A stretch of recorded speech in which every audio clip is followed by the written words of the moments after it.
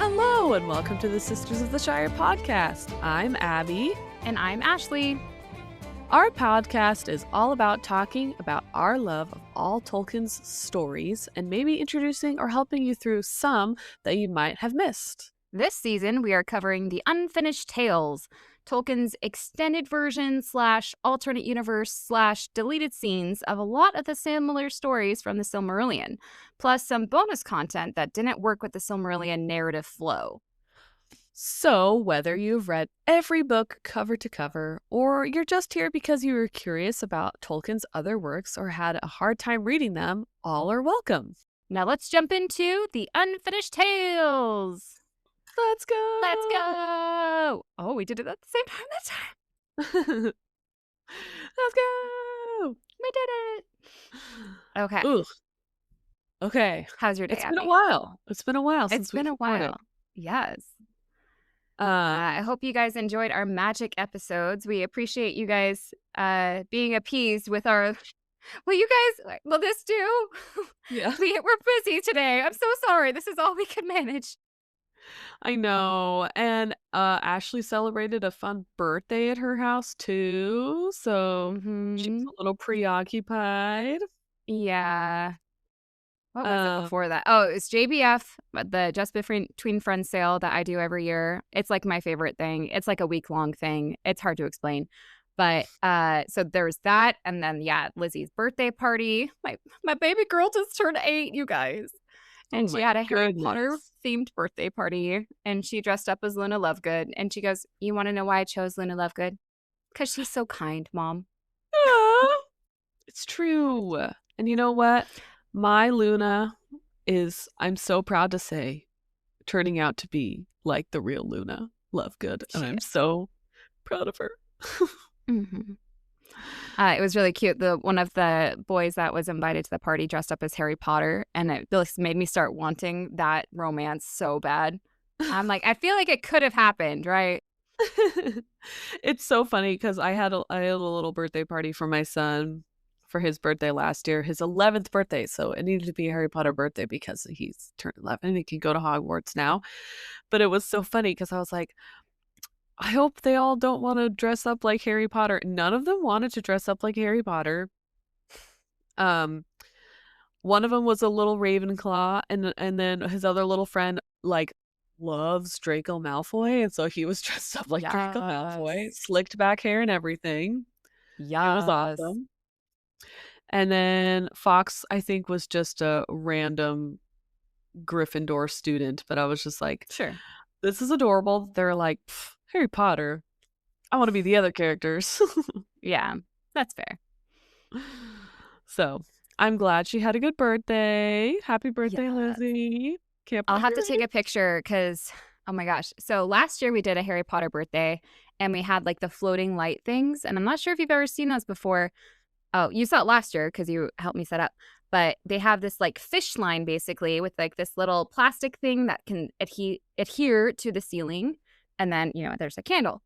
So I think I had one of my nieces or nephews take them down and I don't know how else they could have done it differently, but it was literally just like piled up and then put into a box. And somehow in that time frame, it became... Pixies and goblins came in.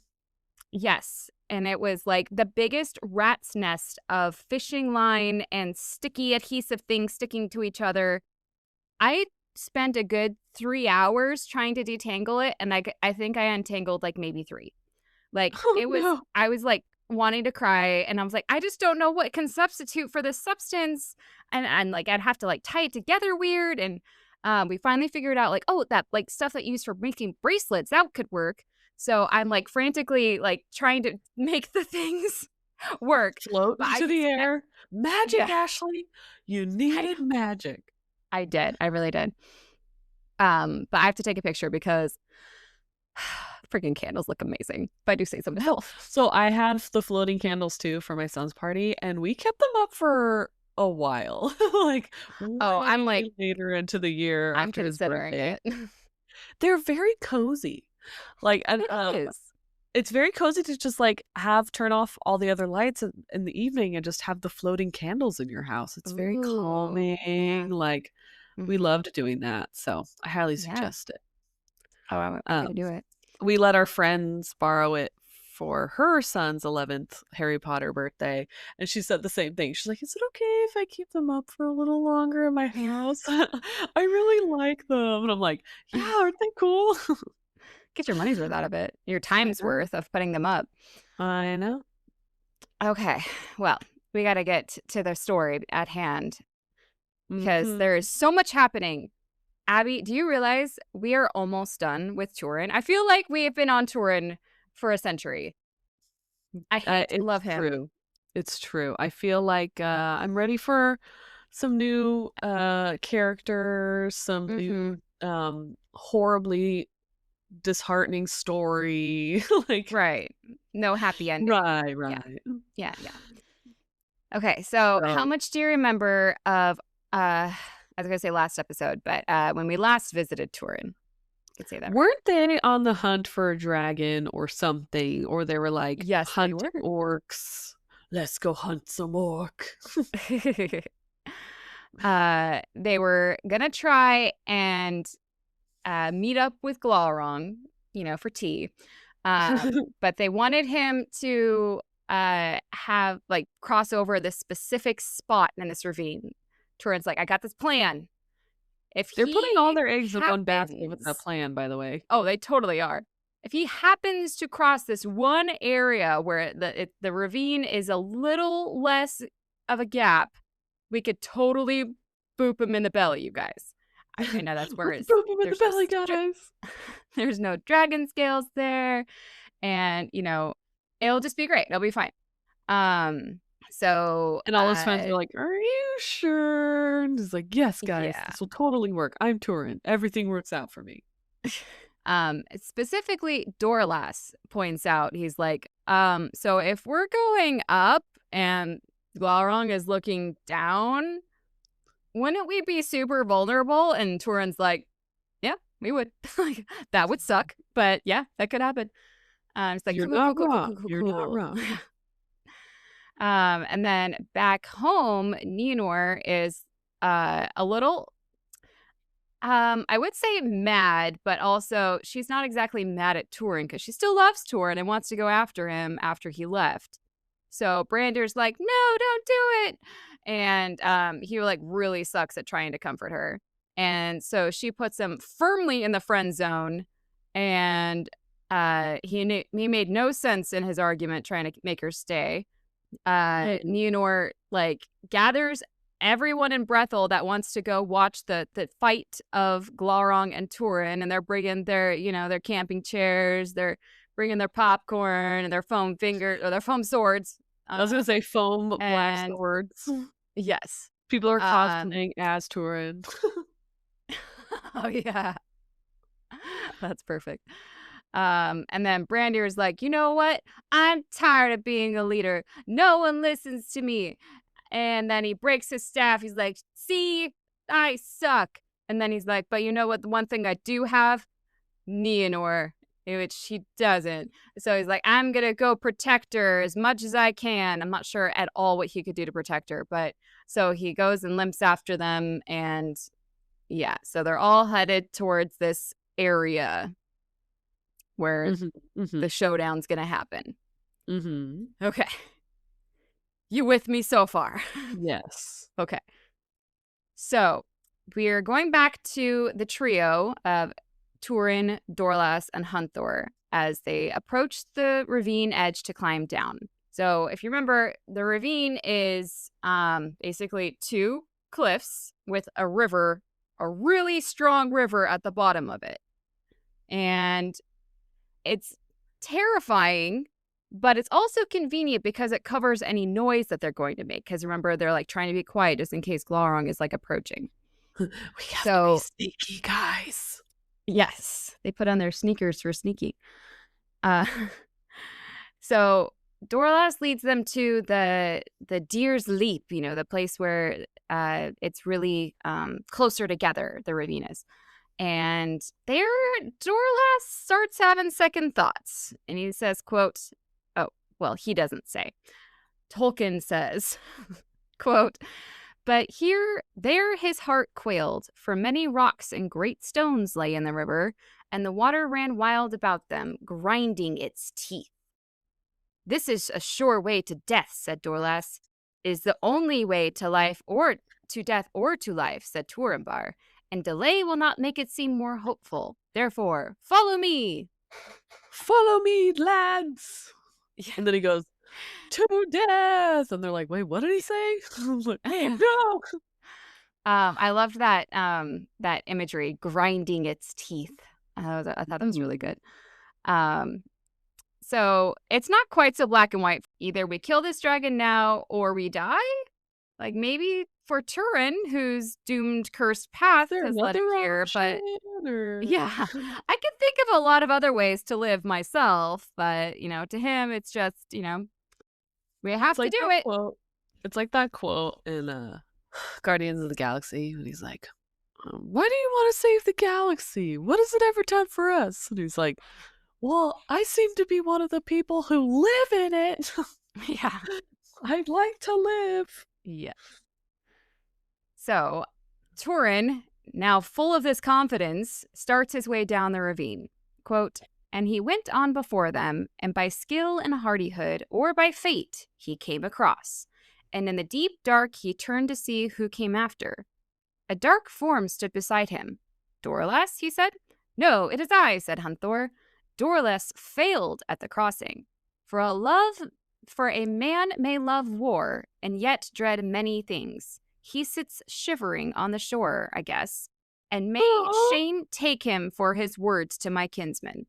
So remember that Hunthor and Brandir are like cousins, and Dorlas was talking smack about him before they left. And so he's like, he's one to talk now. Obviously, he's a coward too, or he can't back it up. Yeah, Dorlas scared. He's scared. He's got a little bit of the fraidy cats. Yeah. Maybe So it's called survival. He wants to just maybe live a little longer. I do think this is an interesting thing to think about, though, that, Dorlas chickening out here, who was like the first in the battle, the one who was always wanting to, push forward and fight against the orcs. And yet this is where he gets afraid. Which I wonder. A good sign here that maybe right. things aren't going to go well. Yeah. But I'm sure Tolkien saw lots of instances similar to this in his war experiences. Like these guys that would be so good, maybe in training or something like that, or in the kind of practice warfare. But when it came down to the heavy duty battles, they were just stuck in the trenches. Or maybe they went to a big battle and they survived, and then they tried to do another one again later, and it was just too traumatic and they couldn't handle it, and it was like they kind of froze in the moment. Yeah, that's very similar. And what's even more interesting to me is that Túrin doesn't comment on it. There's no, "Oh, well, that's unfortunate," or "What? Go get him," or just moving right along. So Túrin and Hunthor take a little break from the climbing, as I'm sure it was pretty exhausting. But the lack of movement and the constant spray of the rushing water below makes them pretty cold. So they quickly realize, oh yeah, we should probably keep moving. That will keep us warm. Shocking. And they start making their way toward the deep deer leap area from below. Quote, "Deer leap? The chasm. Yeah, that's what they call it, the part that was closer together at the ravine. Okay.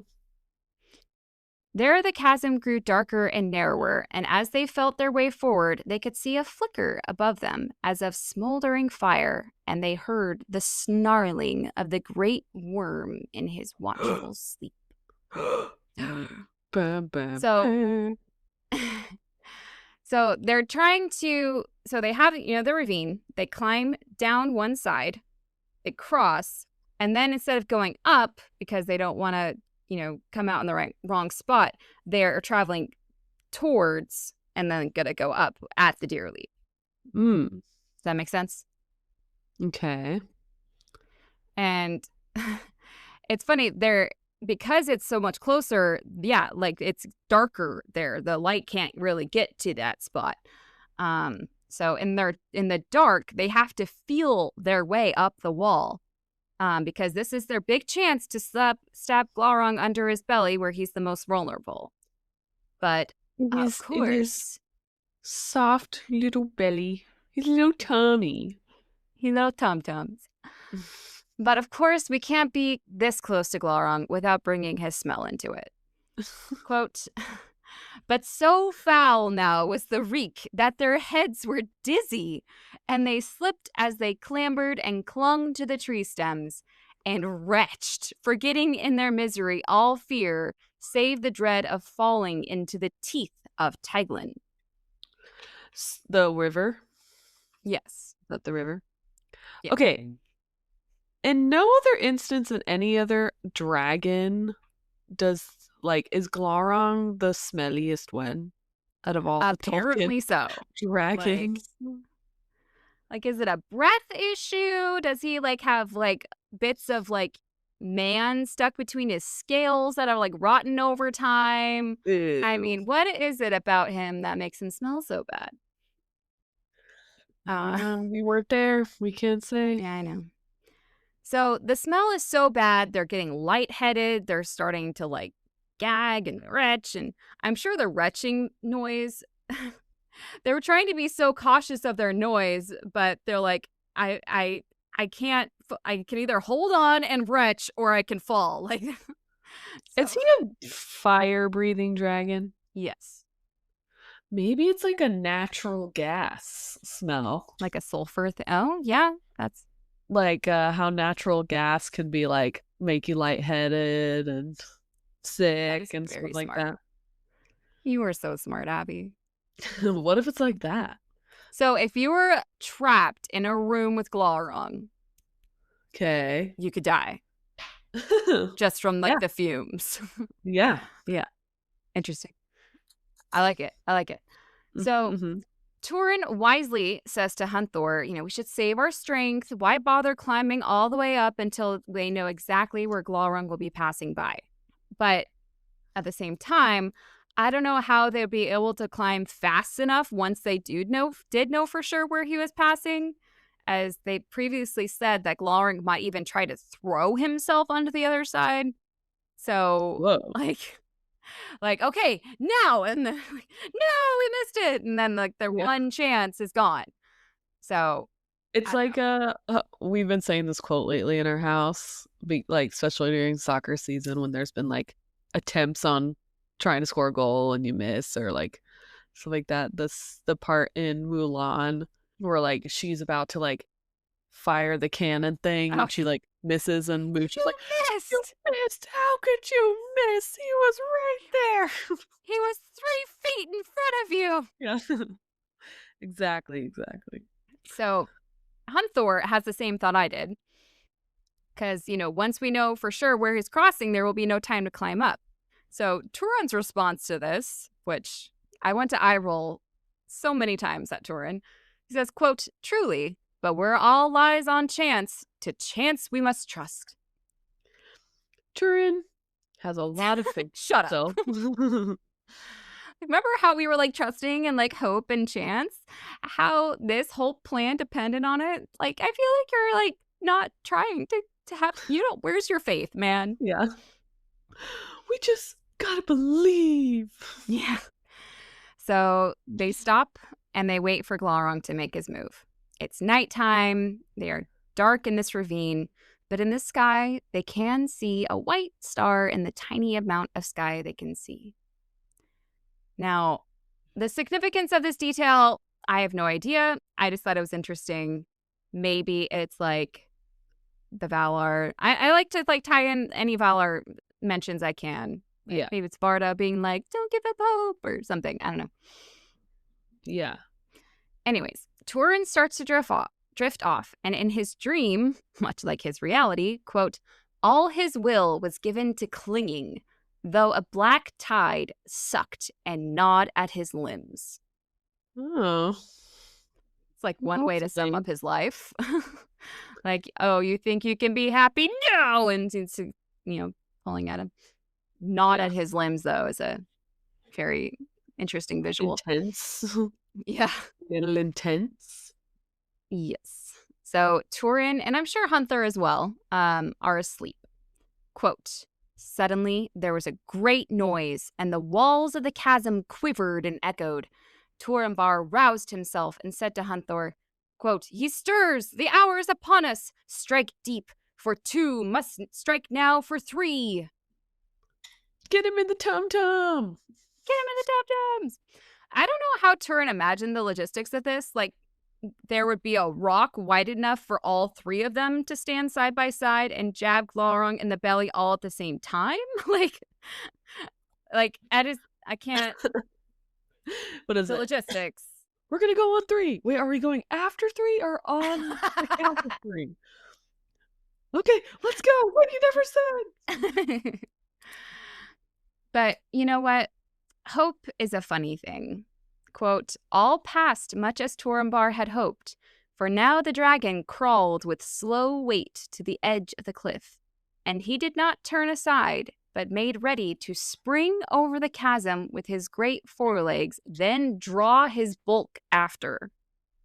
Whoa. So, in my head, he jumps, grabs the other side with his arms, and then he's going to like pull himself up like you would On a river getting out of a rock? pool or something. Apparently. I don't know. Okay, because they're known to be not smooth and slippery at all. No, so we're at the top of the ravine. So Okay, I was gonna say ground. like... Yeah. All right. Quote, terror came with him, for he did not begin his passage right above, but a little to the northward.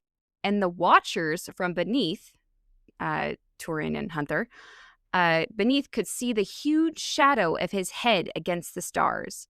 And his jaws gaped, and he had 7 tongues of fire. What? Okay, first of all, 7, magic number, interesting. But 7 tongues of fire? Like, I'm so confused. Is it like flames or is it like actual tongues? Right. Yes. That. Okay. Question I will add to my list as Tolkien. Cool. It's becoming a long list. And it's such a long list. Quote, then he sent forth a blast so that all the ravine was filled with a red light and black shadows flying among the rocks. But the trees before him withered and went up in smoke, and stones crashed down into the river. And thereupon he buried himself forward and grappled the further cliff with his mighty claws and began to heave himself across. Wow. That'd be a cool thing to watch. Right? Now, because Túrin and Hunthor were down below Glaurung, they luckily weren't hit by the fire because he just, blew it straight across. But they also had to move pretty quickly or their perfect opportunity would be wasted. Quote, heedless of peril. It's like Túrin's middle name, right? Heedless of peril. Turambar clambered along the water edge to come beneath him. But there so deadly was the heat and the stench, of course the stench, that he tottered and would have fallen if Hunthor, following stoutly behind, had not seized his arm and steadied him. Aw, good old Hunthor. Yeah. Quote, great heart, happy was the choice that took you for a helper. Good thing you were here, Hunthor. It would really suck if something were to happen to you. But then... No! Quote, even as he spoke, I don't know why the timing of this, it's more funny than sad. I don't know why. Like, happy was the choice that took you for a helper, and then immediately a great stone, quote, a great stone hurtled from above and smote Hunthor on the head, and he fell into the water. And so ended not the least valiant of the House of Haleth. Oh, that's so sad. So sad. Why? Why did he have to die like that? He's like, yes, I did something good. Yeah. Oh, I hate that trope in movies where, like, the guy comes back and it's like, yes, you came back to help us. And he's like, yes, I am a good person. I can do good things. And then they die? Mm-hmm. Come on, man. Come on. And I don't know why this, again, Túrin is just so disappointing in his care for others. Because, like, he does say something here that's, like, sounds sad, but it's just not enough for me, okay? Like, this guy volunteered to come with you. He just saved your life. He was brave enough to do it with you, even when Dorlas, the bad A, didn't want to. And this is all Túrin says. Quote, "Alas, it is ill to walk in my shadow. Why did I seek aid? For now you are alone, O Master of Doom, as you should have known it must be. Now conquer alone." So he made it about him again. Yeah, exactly. Exactly. Yeah. Then he summoned to him. Me? I know. Then he summoned to him all his will and all his hatred of the dragon and his master, Morgoth. And it seemed that suddenly he found a strength of heart and a body that he had not known before. And he climbed the cliff from stone to stone and root to root until he seized at last a slender tree that grew a little beneath the lip of the chasm. Oh, okay. Where So, are we going? Where are we going? Glaurung is just above him. His belly is hanging down in the ravine as he was unable to heave himself entirely over the ravine. Okay. Quote, "Pale and wrinkled was their underside, and all dank with a gray slime, to which all manner of dropping filth, and it stank of death." Lovely. Just get a whiff of that, like, I'm getting hints of orc and what is that last one? Man flesh? Man flesh, yes. Peasant. It gives me peasant. Some wild pigs. Mm-hmm. Okay, get ready for epicness. I'll give Túrin this one. Quote, "Then Turambar drew the black sword of Beleg and stabbed upwards with all the might of his arm and of his hate, and the deadly blade, long and greedy, went into the belly, even to its hilts." Dang. Another mention of the blade having feelings again. How can swords be greedy? I want to kill him. Give me that meat, give me that blood. Then Glaurung, feeling his death pang, gave forth a scream. Scream, not roar. Interesting. Whereat all the woods were shaken. And the watchers at Nen-Gareth were aghast. So the watchers at Nen-Gareth were the people from the Forest of Brethil that were sitting there with their popcorn and foam swords and stuff. So definitely got the show they were waiting for. Like, I can hear the cheers, like, yeah, get up, Túrin! Ooh. Oh, yeah. Quote, "Turambar reeled as from a blow and slipped down, and his sword was torn from his grasp and clave to the belly of the dragon. For Glaurung, in a great spasm, bent up all his shuddering bulk and buried it over the ravine.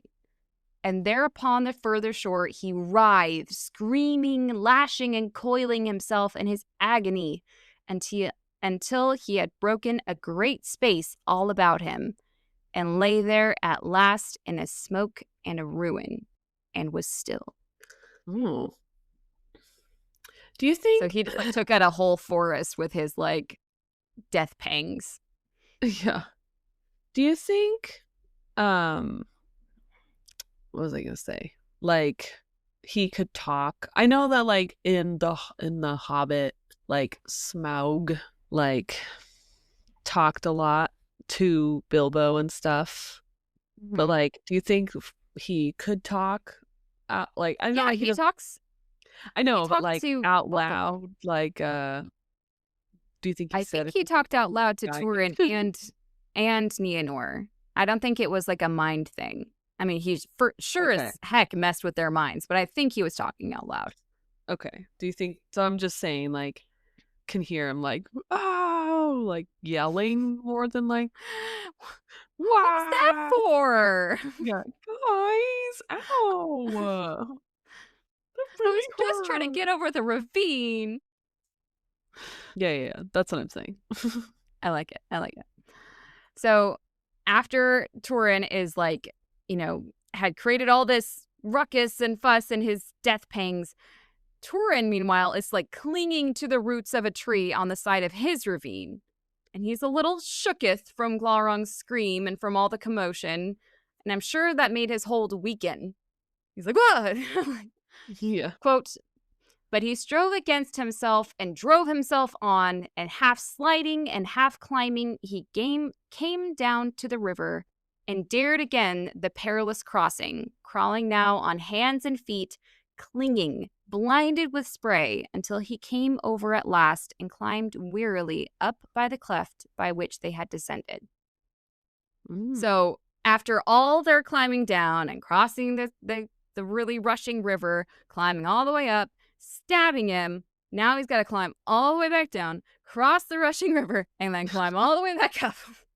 He It's a didn't busy think day. it's through, He but didn't. Like, maybe we, like, build a little bridge. I don't know. Do you have, like, a 2x4 we could use just to, like, does anyone make a have little... rope? Rope? Yeah. I got some rope up here, but I don't think it would help you, as I would just only use it to kill you. Throw down the rope.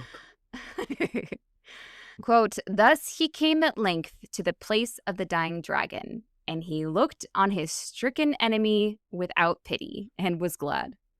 There now Glaurung lay, I know, with jaws agape. But all his fires were burned out, and his evil eyes were closed.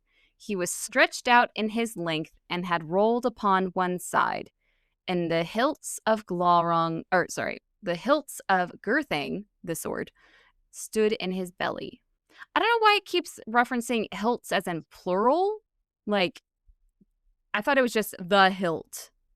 But if it's got like two prongs, like sides, is it hilts? I'm so confused. Interesting.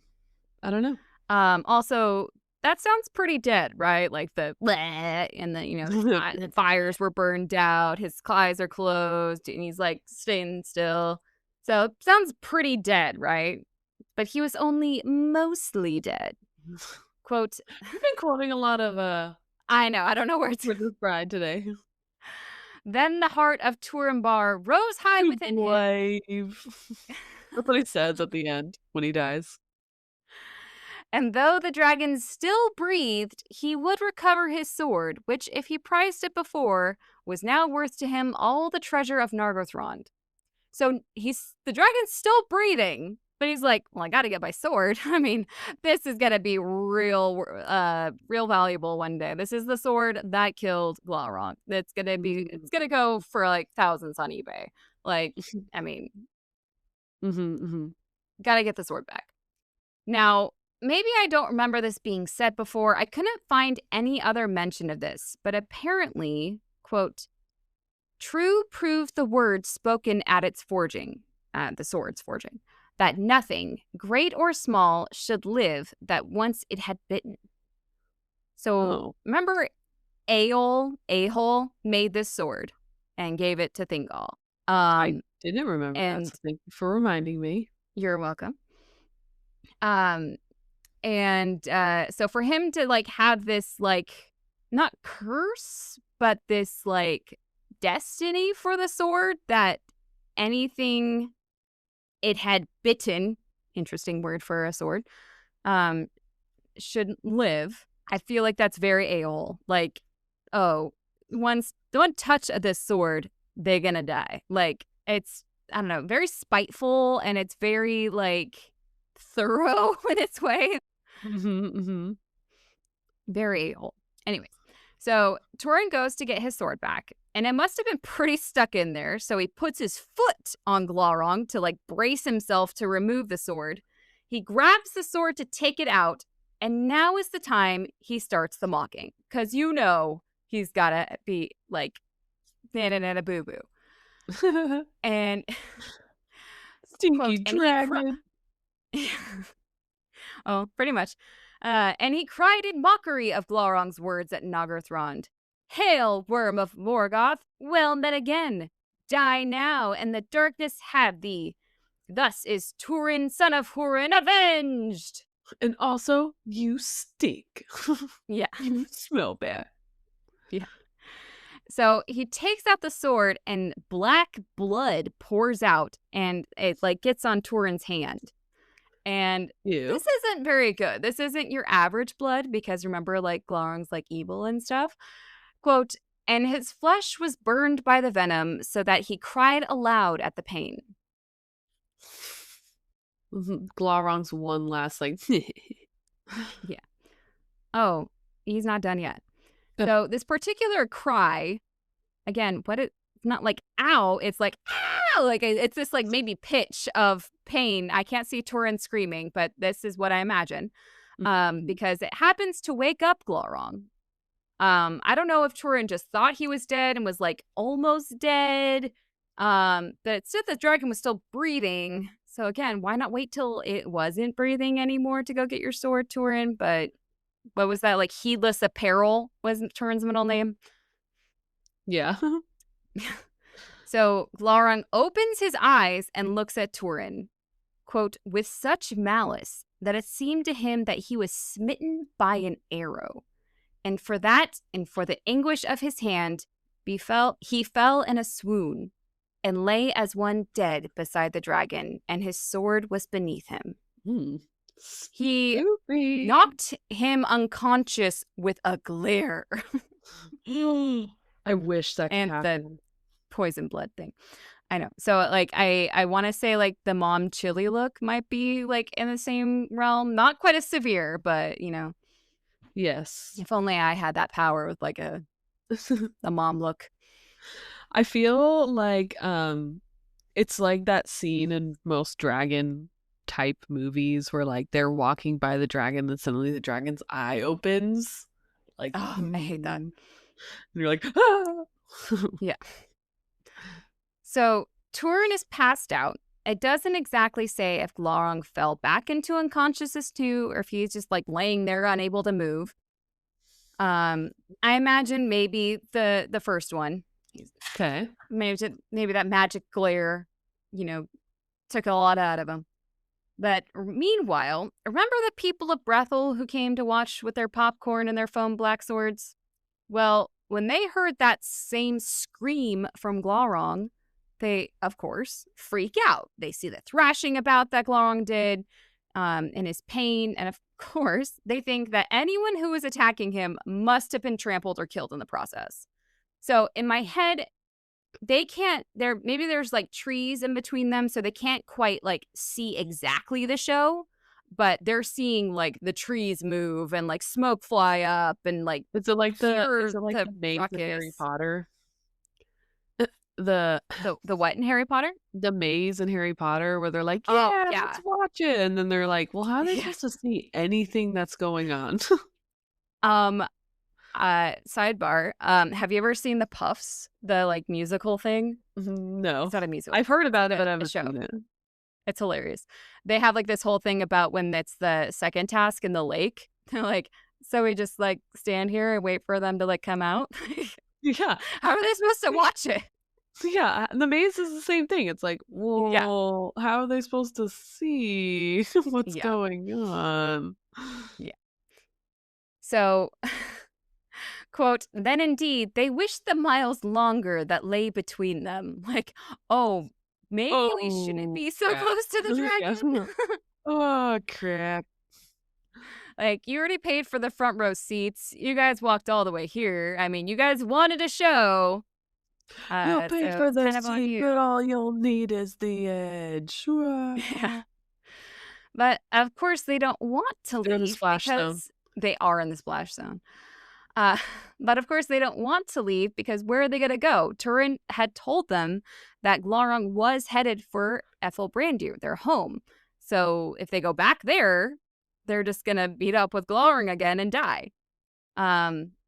It doesn't like occur to them that there's like other places they could go. There's just like coming to watch the show or go back home and die. Like Valyrian's a big choices. place. And of course, there still could be more of a show to watch. They don't want to miss anything. They're not so brave as to go down closer to find out what actually happened, but they're going to stick around for a finale. But remember who else is among the people of Brethel? Who led them there in the first place? Do you remember? What is that? That guy just died. The cool guy. Hunthor died. So it's Starts with a Nienor. D, right? No. Nienor. We're going to go back to Brandir in a minute. But is that the guy you're thinking about? Or Dorlas? Dorlas is what I was thinking of. Okay. Yeah, he's closer to the ravine. I actually wonder how much he saw of the fight between Túrin and Glaurung. But no, Nienor is with the people of Brethel. Remember, she's like, I'm going for my husband.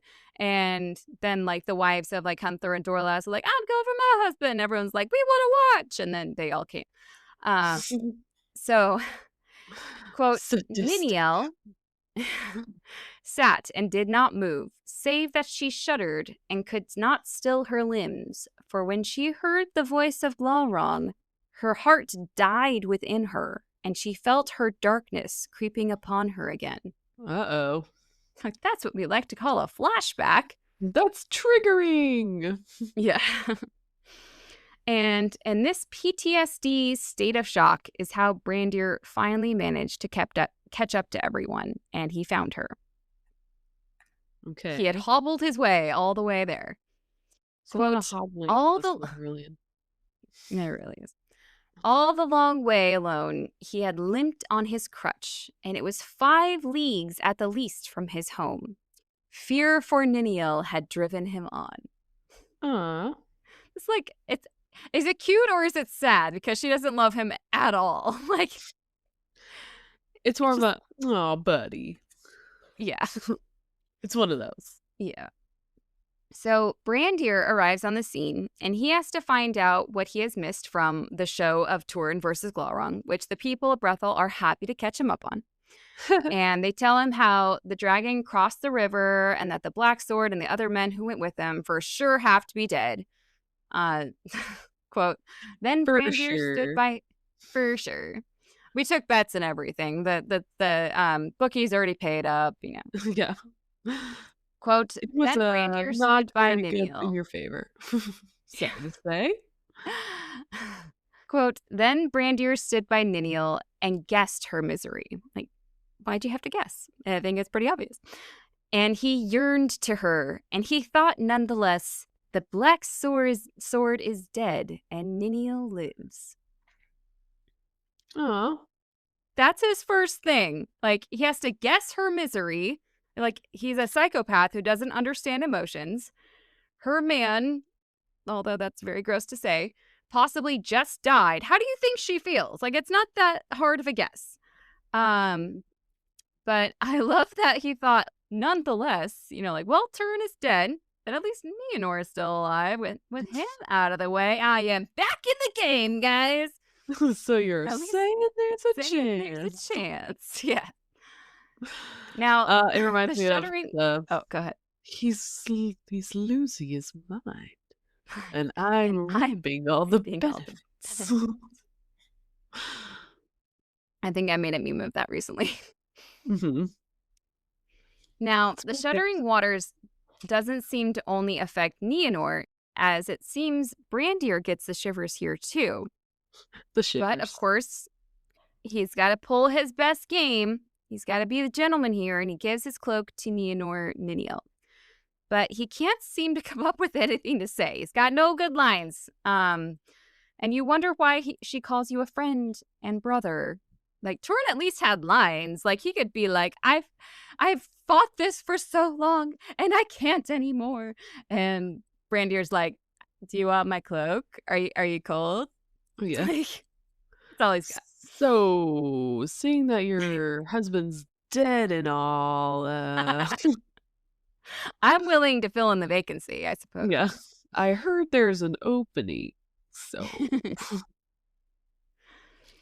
So, Time passes with both of them just standing there in silence, unable to see or hear anything to update them on the Turin versus Glaurung show. But Brandir can't help but think that Glaurung has to be gone, right? He's already moved on to go attack Brandir, and oh man, that really could suck for the people that decided to stay there. But no, actually. Quote, he pitied his people no more. Fools that had afflouted his counsel and had scorned him. Let the dragon go to Amon Obel, and there will be time then to escape to lead Niniel away. What kind of a leader is this? What kind of sick and twisted love does he have for Nienor Niniel that he's like, awesome, eating my people will be a great distraction for me to run away with my girl, who doesn't even like me? Oh no. And on top of that, like, the people that were at Amon Obel were the people that were probably the most loyal to him because they didn't go off with Nienor Niniel to go root for Túrin. They stayed. So I don't get it. On top of all of that, he's never left the Forest of Brethel before, so he doesn't even have a plan of where they could run off to in the sunset anyway. Like, how about we go he's like, this way? so do you have any like thoughts on where we should go, Yeah. or Spin in a circle, and where you stop, we'll go. We'll go in that yeah. direction. But off into the sunset he wants to go. So he says to Nienor Niniel, quote, time passes, Niniel. Come, it is time to go. If you will let me, I will lead you. Then silently she arose and took his hand, and they passed over the bridge and went down the path that led to the crossings of Teiglin. I wouldn't necessarily, I don't want to place it in the same category as like taking advantage, because she seems to be in like a disorientated state. She's like in shock, yeah. Yeah, but like it's giving that creeper vibes of like, cool, she doesn't know what's going on. I'm gonna use it to my advantage. Mm-hmm. Creeper vibes. Creeper vibes. And you wonder why he got put in the friend zone. Like, it just boggles my brain. So I think that's actually where I'm going to leave you today. Okay. He's going to lead her off into the sunset. Creeper vibes. Creeper vibes, yes. Okay. So, please follow us at Sister of the Shire podcast on Instagram. We're on all the major platforms. If you want to give us a listen, especially we're on YouTube, where you can find some of our better videos. We don't always do videos, but if we do a video, it's either on there or on Spotify. We've got our cool like special guest videos. Yes, and like our cool Magic the Gathering card openings. That was super fun. All sorts of fun stuff. Big thank you to our patrons, Dan, Tom, Kevin, Victoria, and Avery. We really appreciate the support. You know, this podcast, it's not free to make, so we really appreciate you guys chipping in whatever you can. If you would like to support us and help chip in, you can go to our Patreon at patreon.com/Sisters of the Shire podcast. If you are enjoying our podcast, but you can't help us out monetarily, we understand. Please just give us a rating or review, or share with friends, or comment on an Instagram post, or share an Instagram post, or just any way that you can help get our word out. We really appreciate it. I think too, the sharing part on not just like word of mouth, but like social media or TikTok or like things like that. Like, you know, commenting on a TikTok of someone who's, you know, saying like, hey, I'm trying to get through the Silmarillion and it's so difficult. I've seen like a few videos like that where people talk about that. This is so confusing, and like things like that. And just be like, hey, I found this podcast that might be able to help you, you know, like stuff like that is sharing, and it's very, very helpful. So if you come across any opportunities to do that, it's very, very helpful. Thank you. Yes. Uh, Um, so as far as world news goes, I didn't know there's any countries left, Abby. what?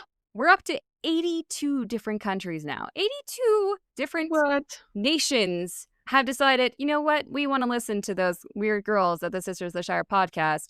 And you know what? I'm grateful.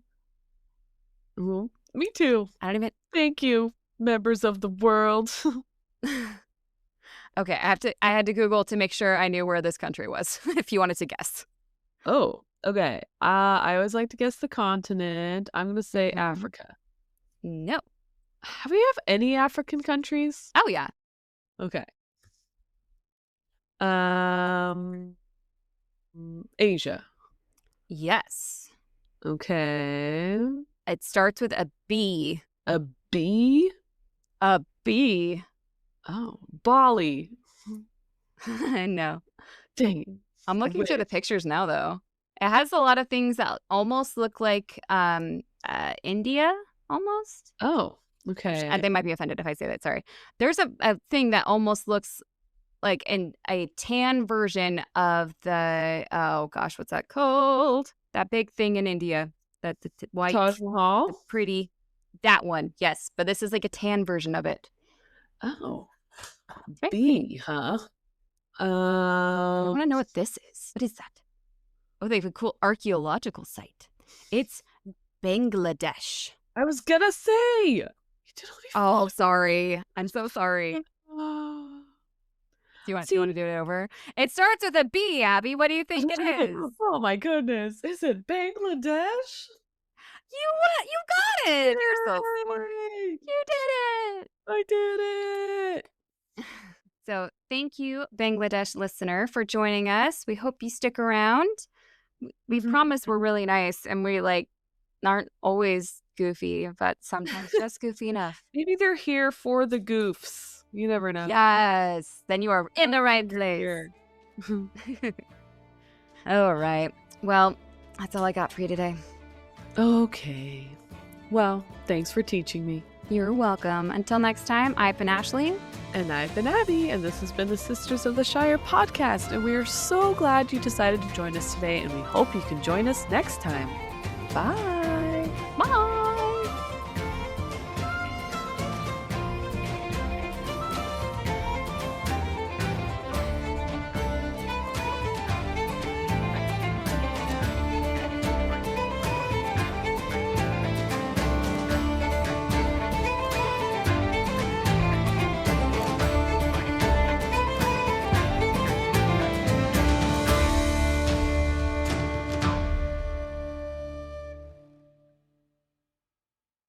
Thank you for teaching me a day. Yay!